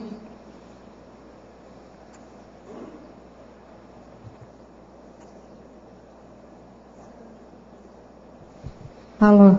Sandra, por favor, ali na página 2, na trinomiologia, último trinômio, diagnóstico, padrões e personalidades. Tá. Se você falasse ali, eu gostaria de saber com relação especificamente aos padrões. Padrões. Como saber esses padrões, assim, os padrões que você está atraindo na tua convivência, alguma coisa assim? Assim, isso daqui seria, esse trinômio diagnóstico, padrões, personalidades, seria mais ou menos assim. Você vai fazer uma leitura das pessoas a partir dos padrões que elas têm de comportamento. E ali você acaba identificando um perfil de personalidade. Ou ela é mais positiva, ou não é positiva. Então, o primeiro nível, né? Essa personalidade tem padrões homeostáticos ou nosográficos, né? Esse seria o primeiro ponto. Aí depois, quais são os interesses dessa pessoa? Que padrões que ela tem de estudo, de pesquisa? Que tipo de comportamento que ela tem nesse sentido? Qual o nível de cognição que ela tem? Ela tem uma ampla cognição, o vocabulário mental é grande, é pequeno, então você vai ver esses padrões e você vai dizendo se é uma personalidade. Por exemplo, o Sovaldo colocou aqui no verbete do DAC sobre os dois tipos de personalidades, né? Ele pôs na caracterologia, né? Até seria interessante se ele falasse também disso, que ele fala que existe o intelectual vendido e o intelectual pesquisador. Isso são padrões, né? Então ali você faz um diagnóstico por aquilo que a pessoa faz, né? Então seria mais ou menos isso. Não sei se o senhor quer complementar, professor Valdo. Não, é por aí. Aí no verbete. Então tá. É o resumo.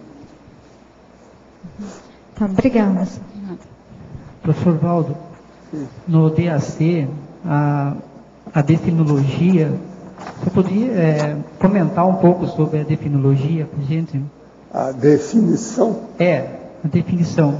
O caso é o seguinte, a mega-intelectologia que nós estamos chamando, a gente colocou a palavra mega com a parte intelectual, que isso é devido ao holossoma, mas principalmente o mental-soma.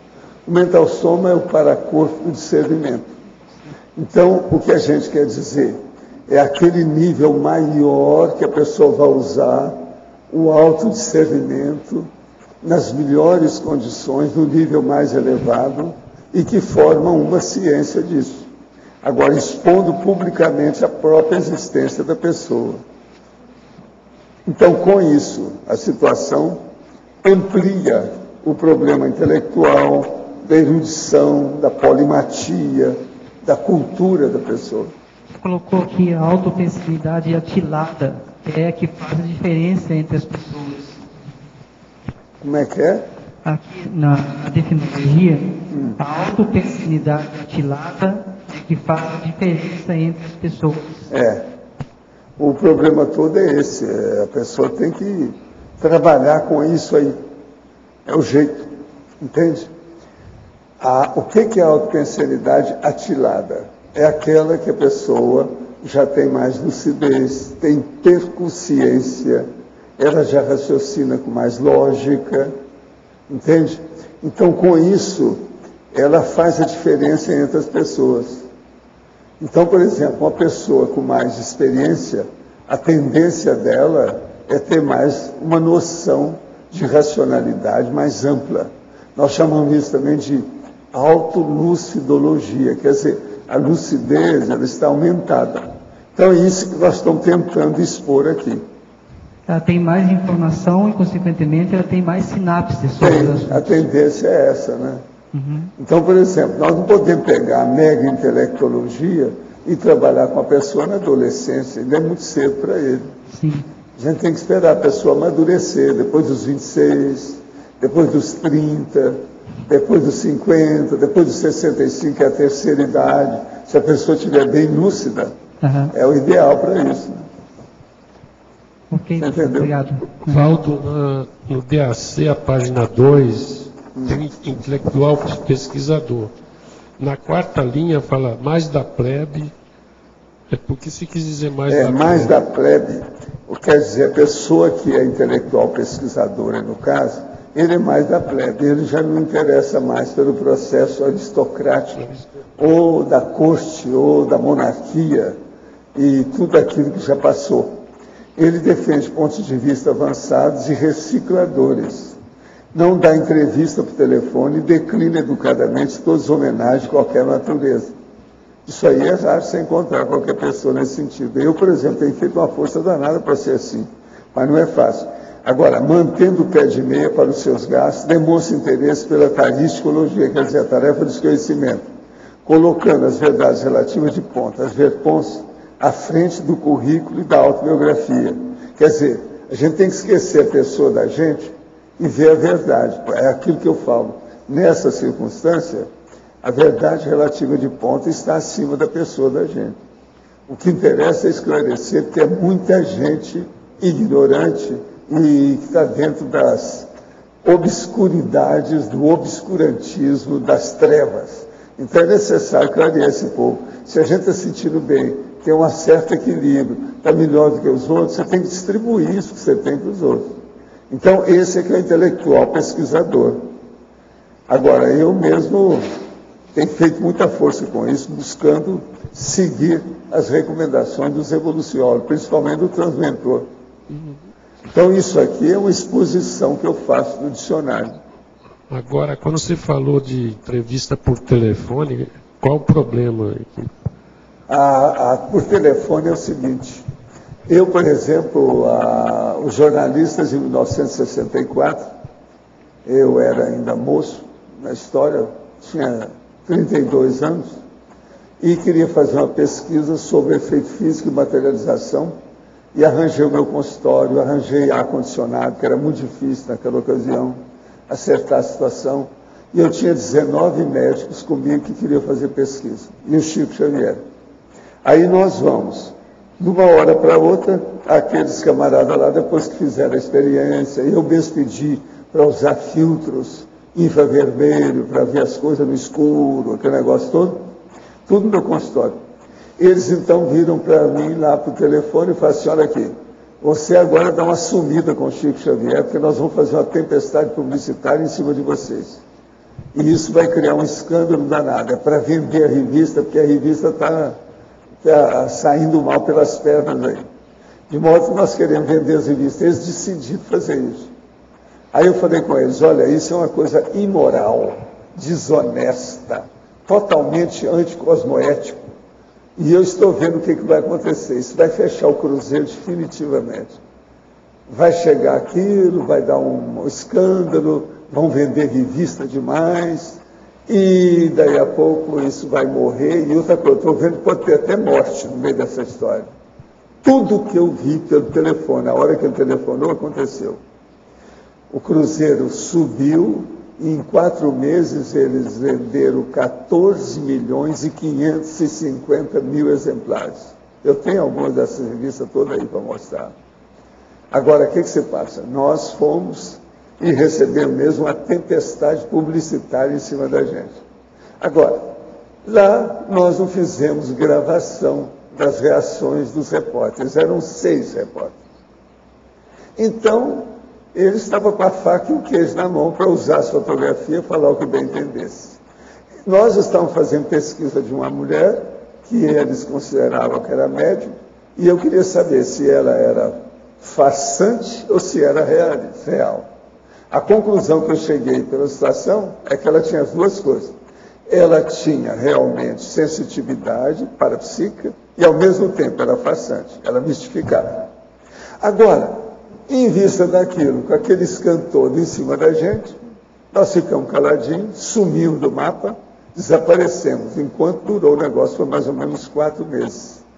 Agora, a partir disso, quando eu tenho que fazer uma entrevista ou mexer com jornalista, eu filmo tudo.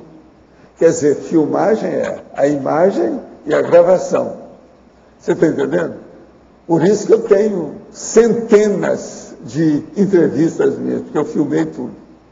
Porque naquilo que faltou lá foi a gravação e a filmagem. Se a gente tivesse feito por nossa conta, a gente ia ver que teve, dos 6 jornalistas, teve um cara que ficou sensibilizado com aquilo que ele sentiu, porque ele sentiu as energias do ambiente. A dona tinha realmente efeito físico, mas ela também mistificava. Agora, eu ia falar o quê? Nós fizemos aquilo para fazer pesquisa. Ninguém está sabendo se a pessoa era boa ou ruim. A gente queria verificar isso. Agora não. O Cruzeiro vem em cima da gente para criar um escândalo, fazer todo mundo, fazer muito debate público, e eles venderam a revista. E eles conseguiram. Saía mais de 700.000 exemplares de cada vez. 4 meses, eu nunca pude esquecer isso. Foram 14.550.000 exemplares que eles colocaram na rua. Logo depois o negócio foi caindo, cresceu igual rabo de égua para baixo, e depois todo o consórcio acionário lá do Chateaubriand foi para o espaço, aquilo desapareceu, houve depois crime, morte, não sei o que é, mais tarde teve até um negócio aí do Balgafter e etc. tal, do jeito que eu tinha visto, que eu vi uma clarividência do que ia acontecer. Então eu e o Chico falaram assim, nós não vamos falar nada disso, deixa para lá.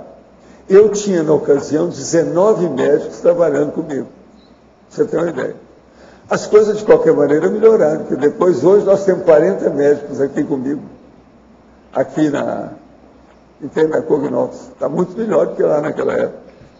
Mas agora, a partir disso, nós paramos também com as pesquisas, porque não adiantava, né?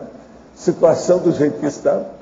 Mas o que agora, isso é o jornalismo brasileiro, aquilo que a gente chama de o amarelo, né? O marrom, amarelo, tem vários nomes para isso. E o que houve extrafisicamente para a revista afundar?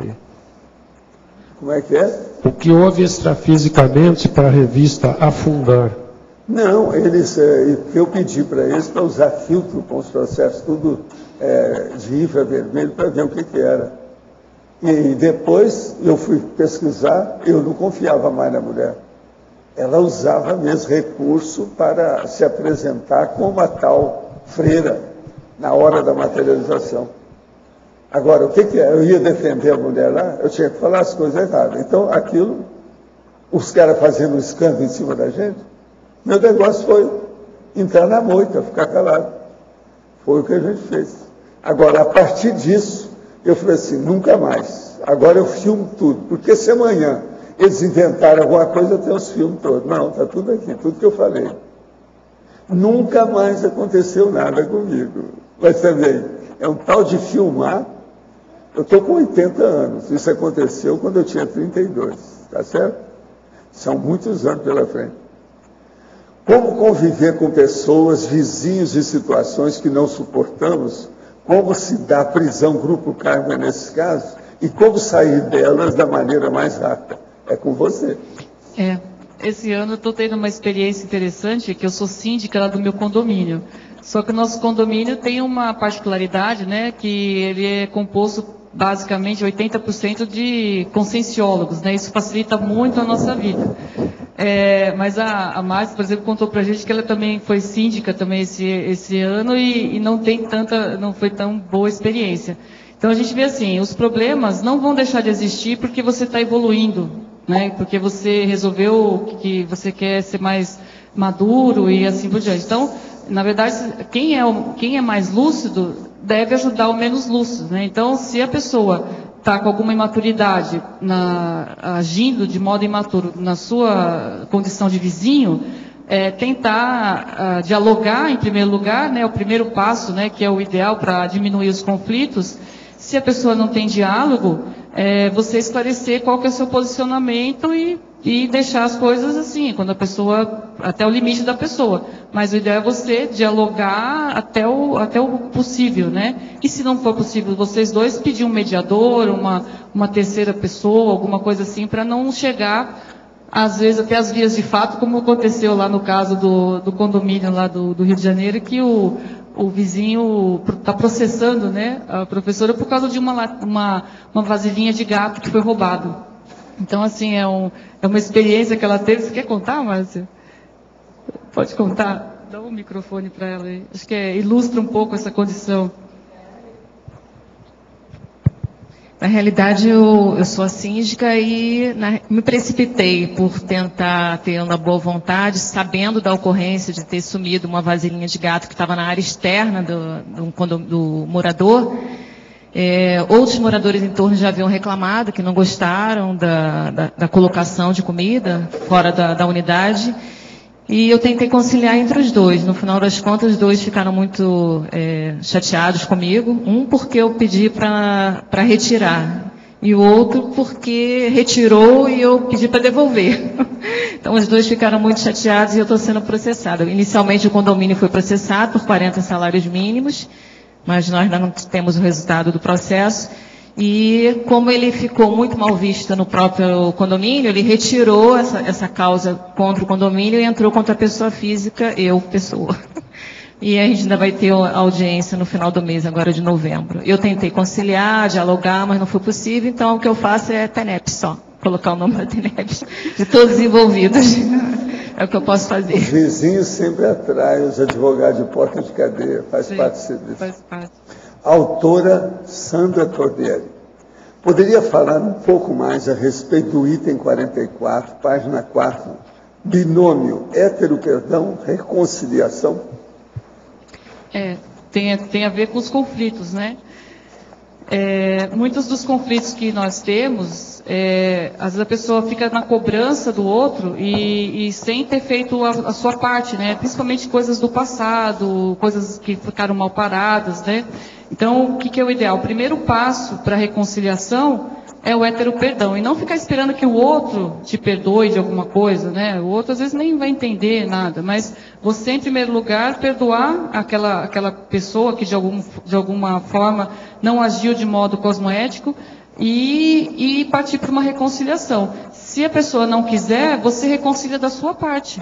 Porque depois, em algum momento, pode ser que ela vá compreender a situação, mas aí você já, de alguma maneira, já acolheu essa pessoa, já tentou ajudar, e tem aquela técnica do perdão completo, né, que o professor Valdo já escreveu na enciclopédia, que além de você perdoar e reconciliar, você ajudar aquela consciência naquilo que você pode, mesmo sem ela saber. Aquilo que a Márcia falou, né, colocar a pessoa na TENEPS, ou ainda ajudar a consciência a desassediar extrafisicamente, sem mesmo a pessoa ter a menor noção daquilo. E sem querer nada em troca, né? Porque não adianta, porque a pessoa às vezes não está em condição nenhuma nem de compreender e nem de agradecer, né? Seria essa a condição. Sandra. Oi. Aqui no ar. Nilma. Oi, Nilma. Na página 2, crescendologia. O crescendo incompreensão, paciência, aprendizado, reconciliação, maturidade, intercompreensão. Você pode comentar? Tem a ver com esse item que a gente falou agora. Acho que o microfone voltou. Está funcionando, gente? Dá para escutar? Então, assim, é um crescendo. Você passa de uma situação de incompreensão, muitas vezes mútua. Depois, quando a pessoa começa a ter uma lucidez um pouco maior, ela passa a ter o quê? A paciência de atender o outro, de aprender com o outro, né? Daí vem um aprendizado para você se reconciliar. Então, como que eu vou agir com aquela pessoa? Qual é a minha abordagem? Então, a pessoa aprende a lidar com a outra pessoa para criar um ambiente de reconciliação. Daí vem o quê? Se ela consegue isso, se ela tem êxito nisso, ela vai mostrar a própria maturidade e vai expandir a sua intercompreensão em relação aos outros. Então, aquela história, não adianta você querer mudar o mundo se você não tem a pacificação íntima. Então, primeiro, compreenda, né? Tenta compreender dentro de você. E depois, essa intercompreensão, é a paciência com o nível evolutivo da pessoa, o que eu posso fazer nessa situação. Às vezes não dá para fazer uma TAS ou fazer uma TACOM, ver o que é possível fazer naquele momento evolutivo, naquele contexto evolutivo. Obrigada. De nada. Parabéns pelo verbete. Obrigada.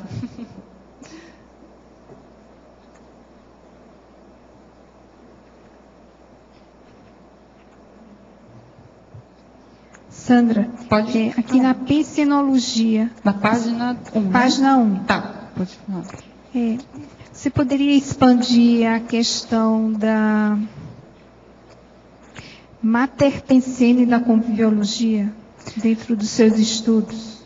Então, o Mater Pensene da conviviologia tem relação com a pessoa que está priorizando o estudo, as suas, vamos dizer assim, maneiras de superar as suas inconvivialidades, né? Vamos dizer assim, a pessoa que está com essa meta de melhorar todos os tipos de convívios, fitoconvivialidades ou convivialidade. Então, é o foco que a pessoa tem, o objetivo que ela tem atual, vai criar aquele Mater Pensene específico por causa do estudo, da especialidade, da condição que ela tem atualmente. Então, seria esse Mater Pensene do estudante, do pesquisador, do especialista da conviviologia. Sandra, aqui na página 1, por favor, lá embaixo, em fatologia, na 12ª frase, você traz para nós o workshop sobre ortoconviviologia. Uhum. Foi um evento que aconteceu em parceria, então o primeiro item lá, antes desse, né, são as parcerias científicas entre os colégios invisíveis da Conscienciologia. Nós fizemos uma parceria com o Colégio Invisível da Cosmoeticologia e, na época, a professora Adriana, né, que estava coordenando, e nós fizemos um workshop de ortoconviviologia para que os participantes tivessem uma noção, revisitassem, né, os seus convívios, a forma de trabalhar com isso e pensassem numa estratégia cosmoética, né, de como melhorar os seus próprios convívios. Então foi uma dinâmica de grupo, né, que o Colégio Invisível da Conviviologia fez dentro de um evento, né, do Colégio Invisível da Cosmoeticologia. E o foco, então, era a revisitação dos convívios. Isso, dos convívios passados e criar novas estratégias, né, de ortoconvivência. Né? Tá, obrigada. Oi. Pode falar aqui. Na página 4, conviviomática, item 37. Binômio ermitismo-fanatismo. Você poderia comentar? Então, aqui tem relação com aquelas pessoas que estão de alguma forma voltadas para a religião. Então a pessoa se isola, né, dentro de o ermitão, né, a pessoa que se isolou, que está lá às vezes dentro de uma capela, né, porque o que é o ermitão, né? A gente foi estudar essa questão nesse sentido do religioso, né? É um indivíduo que cuida de uma ermita, uma pequena igreja ou capela distante, fora da população. E a pessoa fica fanática num determinado ponto, que ela se isola para achar que se ela estiver junto com os outros, ela não evolui. Então, é um pensamento errado, né? Que, na verdade, quanto mais próximo das pessoas, mais ela vai evoluir. Então, aqui seria esse binômio da pessoa fanática, religiosa, que se isola do mundo, achando que só a sua religião, só o seu ponto de vista é o certo, é o correto, né? O nome para isso também é eremita e cenobita. Cenobita. É a mesma coisa. Ah, sim, tem relação com a sindromologia, que é a síndrome do ermitão, né? Que é a pessoa que se isola, né? E tem uma vida solitária. E para ele é até mais cômodo, né? Quando a pessoa se isola, ela fica, a gente até comentou ontem, né? Se a pessoa quiser viver a vida inteira olhando só para o seu micro-universo consciencial, ela vai ter muita coisa para fazer, porque o nosso micro-universo consciencial é muito amplo. Só que não é só isso que a gente veio aqui fazer, né? A gente tem que trabalhar... a pessoa que vive só olhando para o próprio umbigo. Só para o próprio umbigo. Então, assim, tem muita coisa para ser visto externo, então é sempre um movimento de expansão e contração, ou seja, você se expande, conversa, tem convívio com as pessoas, depois você se reflete a respeito disso, verifica o que você aprendeu, quais são as lições que as pessoas te passaram. Eu trabalho de dia até a noitinha com um monte de gente. Hoje, por exemplo, eu vou até na hora do lançamento da pedra. Agora, o meu serviço com os amparadores é antilucano, é de madrugada. É 24 horas. Cada um faz o que pode. Cada um faz o que pode, é isso. Isso é um bom exemplo. Oi. Do ermitão? Acho que não está passando som. A síndrome do ermitão tem situação que acontece não só lá no Japão, mas principalmente no Japão, mais com relação aos homens, né, jovens, que eles são considerados, entre aspas, fracassados, porque não conseguiram uma boa profissão, não conseguiram entrar em uma boa faculdade. Então, a própria família ajuda a esconder, né? A pessoa se tranca no quarto e, assim, é uma síndrome do ermitão. E eles se tornam TET, né? TET da família. Então, tem até ONGs ajudando essas pessoas, né? Então, é uma situação bem séria também. É uma forma de contribuir. É uma forma de penitência. Então, quando ele não consegue atingir os seus objetivos. O nome disso é idiotismo cultural. Uma pergunta que ela falou, Sandra, ela disse que ele se torna o que da família? Eu não peguei. O animalzinho de estimação, que daí a família também, porque se considera que é vergonha da família também. Nossa. Então é da cultura mesmo, realmente, é idiotismo cultural. A gente sabe que tem muitos suicídios, né, dos orientais que não conseguem conquistar as metas que os pais e as mães colocam, e a gente já tem acompanhado isso, mas esse caso aí, desse nível, eu realmente não conhecia. Pode falar.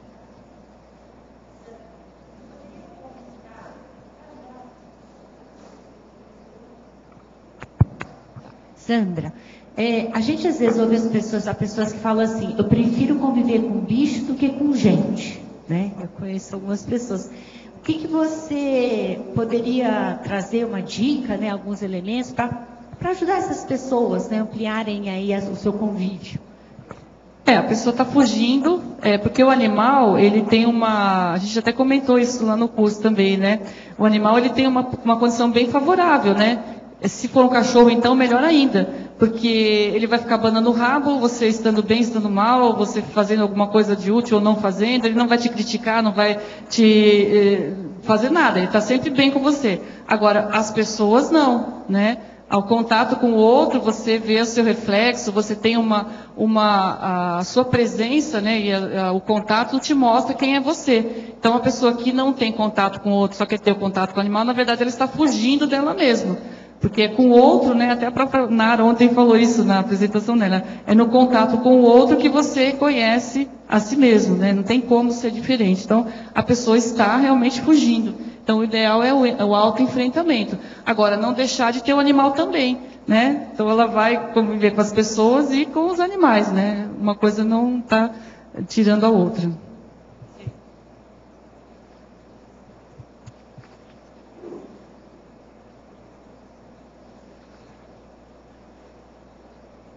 Eu queria, nesse ponto, até queria falar aqui na página 4, no item número 22, o binômio autoexposição, autoconhecimento, que tem bastante relação com essa questão. Então, a pessoa, além de você ter contato em mini grupos, né, você fazer a sua autoexposição, por exemplo, aqui, né, quando a gente está aqui nessa cadeira do verbetógrafo, é uma autoexposição. E o reflexo da sua exposição em você tem um feedback para você mesmo e você se conhece cada vez mais, né? Então, e aqui é até melhor, porque você pode assistir depois, né? A sua tertúlia, né? Você vai assistir e ver como é que você falou, quais foram os erros de linguagem ou as abordagens, alguma coisa assim para melhorar na próxima, né? Então, isso também é interessante. Se ninguém vai fazer nenhuma pergunta no momento, eu vou fazer um comentário, que essa listagem, né, da conviviomática, ela surgiu de 189 assuntos de interesse do Colégio Invisível da Conviviologia. Então, como eram só 100 que a gente queria trabalhar, aí nós tivemos eu tive a ideia de fazer em formas de binômio crescendo, reunindo todos eles que estavam naquela listagem, porque uns eram o contrário do outro, outros eram crescendo, então a gente fez esse apanhado aqui. Então, daí que surgiu essa ideia de fazer esse formato, né, de binômio, trinômio, mas esses são os assuntos do próprio colégio, né, assuntos de interesse do Colégio Invisível.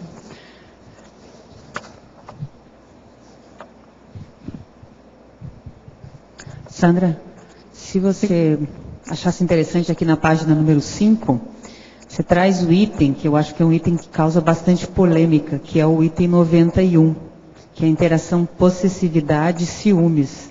Talvez fosse interessante você comentar um pouco a respeito, porque eu acho que o mais sério nessa questão é quando é dissimulado. Então, principalmente a questão da possessividade dissimulada, ou seja, a pessoa inteligente e consegue, né, pelas articulações, isso fazer tudo uma possessividade. É uma interação patológica, né? A gente não ficou colocando patológico e saudável, homeostático em cada uma delas, mas isso aqui é um estudo que a pessoa vai ver que é uma interação patológica, que toda pessoa muito possessiva, né, ela vai ter ciúmes. Né? Então, ela é possessiva com os amigos, com o parceiro da dupla, com os seus objetos pessoais, com tudo.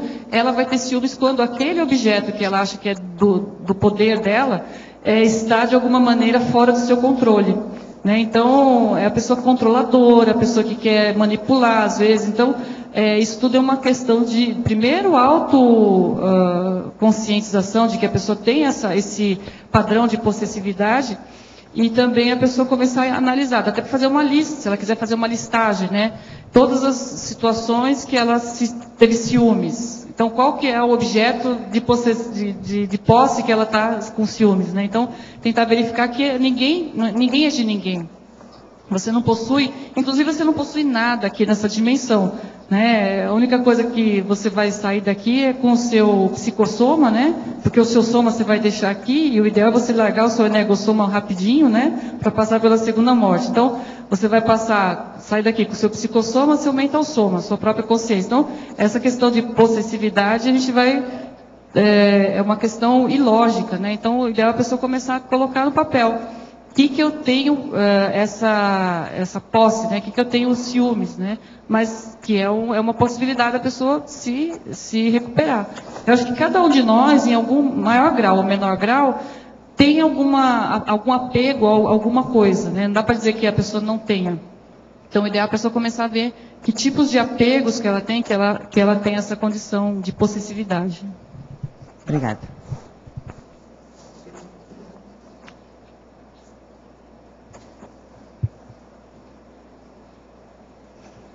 Se ninguém for falar, eu vou falar de um binômio aqui, de uma interação que nós achamos interessante, que é o 65, na página 5, que é a interação ambição cosmoética, poder libertário e liderança max fraterna, que se a gente fosse pegar só as palavras do ponto de vista intrafísico, ambição, poder e liderança seria uma outra interação. Mas com a qualificação, né, da ambição cosmoética, aí você vai ter um poder libertário, ou seja, quanto mais a pessoa que esteja no poder tiver cosmoética, mais ela vai conseguir atuar de modo max fraterno. Então, isso também é uma condição que a gente achou importante colocar aqui.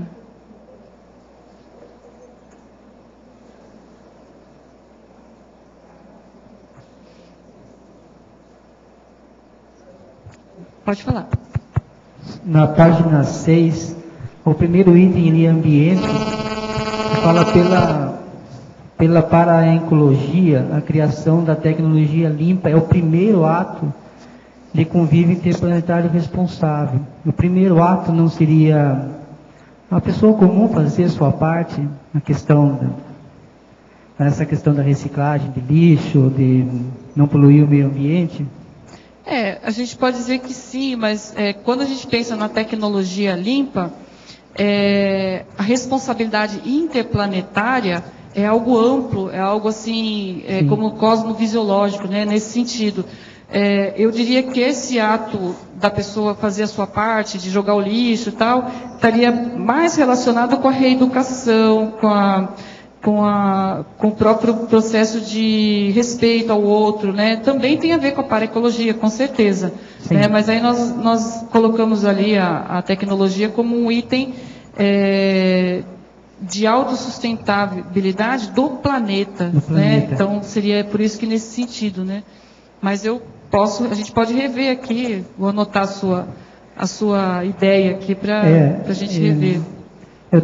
Uma vez eu conversei com um catador de papel, aí ele falou assim, se as pessoas tirassem as tampinhas da garrafa e pisassem em cima da garrafa, deixassem amassadas, elas iam economizar bastante energia deles.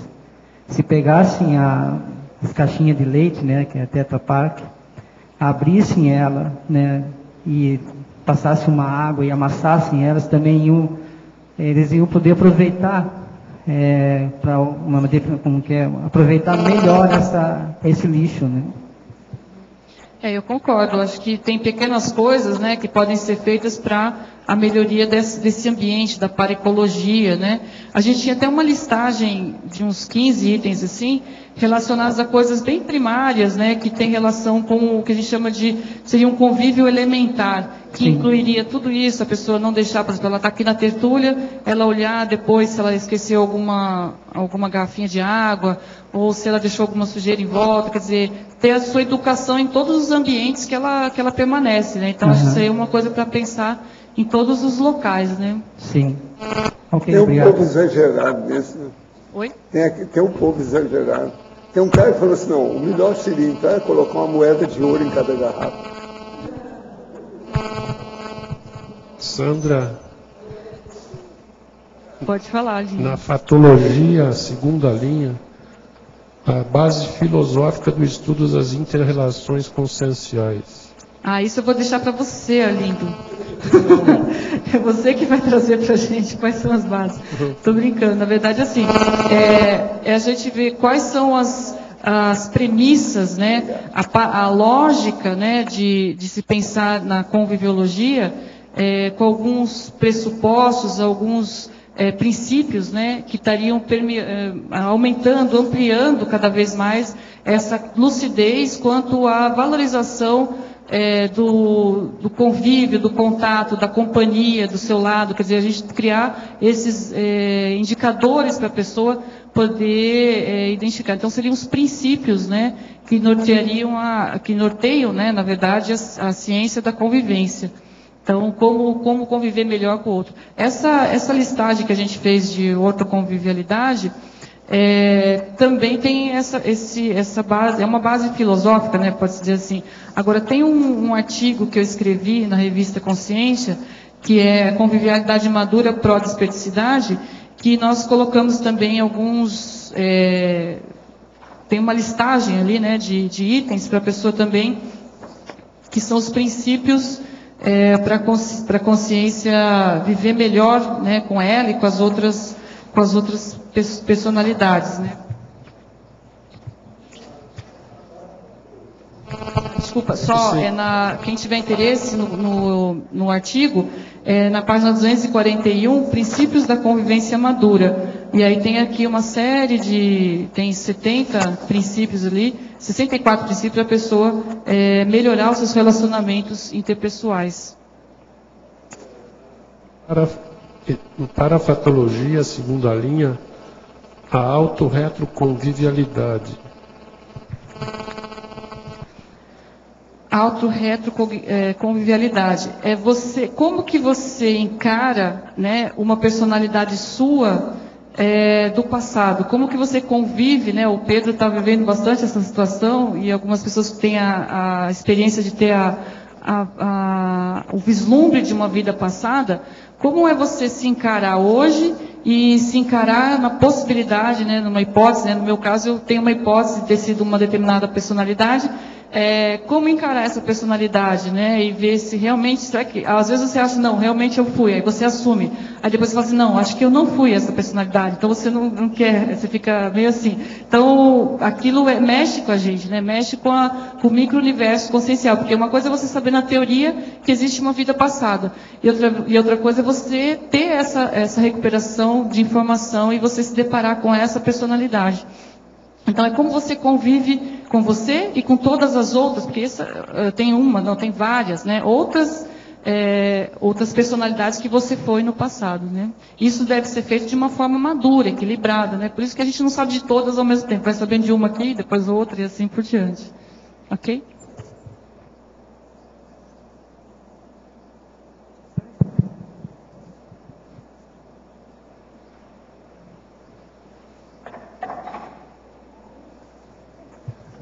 Nós esperamos, então, mais uns 200 verbetes da sua parte, está certo?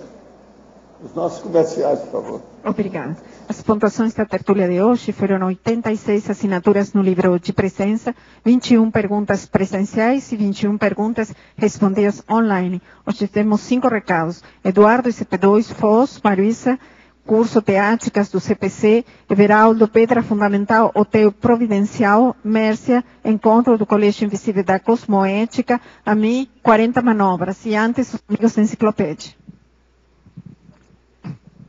Boa tarde a todos. Hoje nós queremos aqui agradecer a 10 empresas e a 465 amigos da enciclopédia que dão a sustentação financeira para a produção da enciclopédia da Conscienciologia, para a transmissão diária das tertúlias via internet para todos os países, do Brasil todo, e também a manutenção, todos os custeios do tertuliário, da holoteca e do holociclo. Então, nosso eterno agradecimento a todos esses amigos aí. Então, hoje nós vamos fazer o sorteio mensal do programa Amigos da Enciclopédia. Bom, nós vamos apresentar agora o sorteio de outubro. Foram 27 amigos que ou aderiram ou renovaram a sua assinatura. Então, estiveram concorrendo a 3 manuais da verbetografia, doados pela pré-IC da verbetografia. Os ganhadores foram aqui, Cavacami Ávila, do Rio de Janeiro, o Daniel Patrício Steyer, de Porto Alegre, e o José Alberto Pereira Paredes, do Rio de Janeiro. Cada um vai receber, na sua casa, o manual da verbetografia.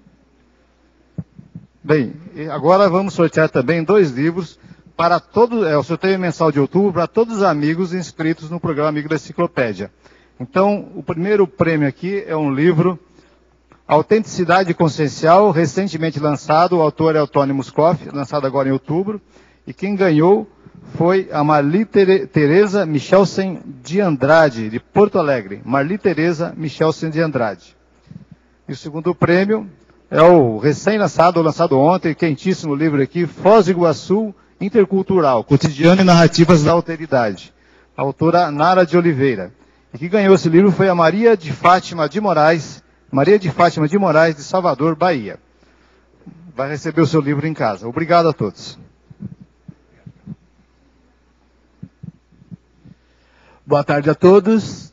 O IIPC convida para o curso CCP2 aqui em Foz do Iguaçu, que vai acontecer dia 11, 12 e 13 de dezembro, que é uma terça, quarta e quinta. Então, para o EPICOM é o professor Hernande Leite. Para quem vai vir nessa época do ano, aí em dezembro, para fazer uma autopesquisa, programe-se para participar do ECP2. Esse evento, o ECP2, ele antecede os 25 anos de comemoração do IIPC.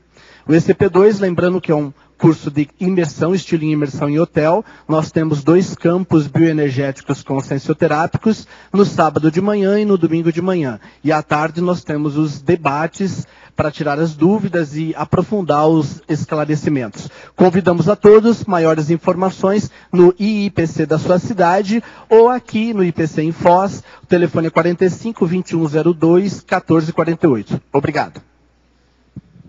Boa tarde a todos.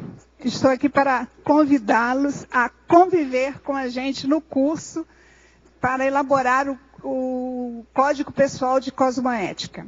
Temos que avisar também que ainda temos vagas no curso. É um curso restrito com apenas 15 alunos, onde os professores darão mais atenção a essa elaboração. O primeiro módulo acontecerá no dia 16, 17 e 18, agora de novembro, com início às 14h30 no Salão das Dinâmicas. O segundo módulo nos dias 1, 2 e 3 de fevereiro de 2013. É necessário informar que no intervalo entre um módulo e outro haverá encontros para a discussão do que está sendo elaborado pelos alunos. O curso conta com os professores EPSCOM, Cristina Aracaque, Everaldo Bergosini e as professoras Cristina Vicentini e Juliana Remédios. Inscrições no CIAEC, na Secretaria do CIAEC. Olá, pessoal. Então, boa tarde. Eu estou aqui para reforçar o convite a todos para o lançamento da pedra fundamental do Hotel Providencial. Então, nós vamos ter hoje, às 18h30, tá, o lançamento da pedra aqui no terreno ao lado ao CIAEC, entre o CIAEC e o condomínio Cosmoética. A gente aguarda vocês e estaremos lá todos lá. Um abraço. Boa tarde a todos. Os integrantes do Colégio Invisível da Cosmoeticologia convidam para o 16º encontro que estará acontecendo nesta próxima semana, com início no dia 15 de novembro a 18 de novembro. Nesse encontro, nossa proposta é discutir a cosmoética e a holossomaticidade, dividindo o tema em questões somáticas, psicossomáticas, mentais somáticas e energossomática. Nós contamos com a participação e contribuição de excelentes professores e especialistas no assunto. A abertura do encontro será aqui no CIAEC, na dinâmica parapsíquica da Paradireitologia, na quinta-feira, às 15 horas, com a professora Cristina Aracaque. Em seguida, a partir das 17h30, o curso terá continuidade no discernimento. As inscrições poderão ser feitas comigo, com a professora Tânia Guimarães, Maria Isabel Conceição e Nilza Grades. Maiores informações, entre em contato conosco. Esperamos você lá. Obrigada. Olá. Na próxima semana, quinta-feira, 15 de novembro, se inicia mais uma edição do curso 40 Manobras Energéticas. Nós vamos estar aproveitando o feriado para termos 4 dias para estarmos malhando as energias intensamente, sob a orientação do professor Mário Oliveira.